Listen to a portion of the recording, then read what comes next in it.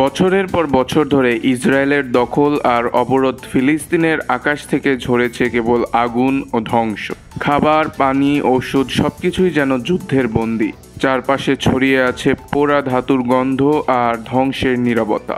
Israeli অবরোধে জীবনের প্রতিটি দিন সেখানে এক একটা বেঁচে থাকার সংগ্রাম।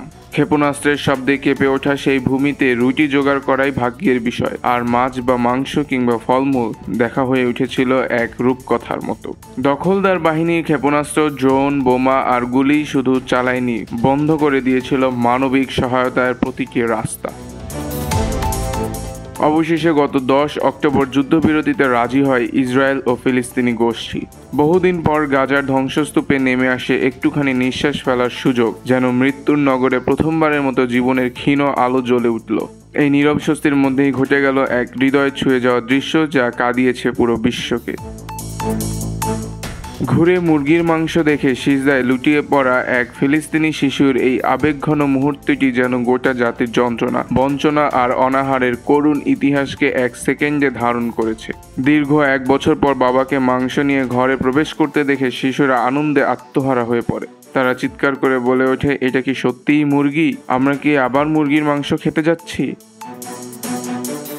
এই হৃদয় বিদারক দৃশ্যটি ভাইরাল হয়েছে সামাজিক যোগাযোগ মাধ্যমে। আল জাজিরা সেই ভিডিও প্রকাশ করে লিখেছে, গাজায় এই মুহূর্তে সবচেয়ে বড় স্বপ্ন এক টুকরো মাংস। আরেক ভিডিওতে দেখা যায় এক শিশুর হাতে আপেল দিয়ে নাম জিজ্ঞেস করলে সে বলে তরমুজ। গাজায় ইসরায়েলের দীর্ঘ হামলা ও অবরোধের ভয়াবহতা এতটাই তীব্র যে অনেক শিশু সাধারণ ফলের নামই ভুলে গেছে। তারা এখনও পৃথিবীর নিষ্ঠুরতম অবরোধ বেঁচে থাকার লড়াই করছে।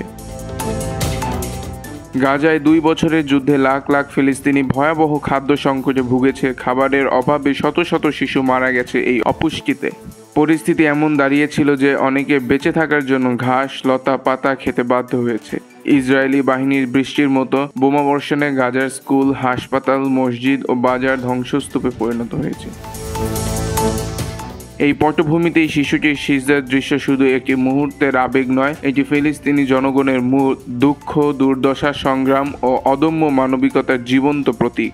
এটি ইসরায়েলের মতো রাষ্ট্রটির বর্বরতা ও বিশ্ব সম্প্রদায়ের নীরবতার বিরুদ্ধে এক জ্বলন্ত অভিযোগ। শিশুটির সিজদা যেন বলছে, দেখো দখলদার ইসরায়েল আমাদের কি অবস্থায় করেছে।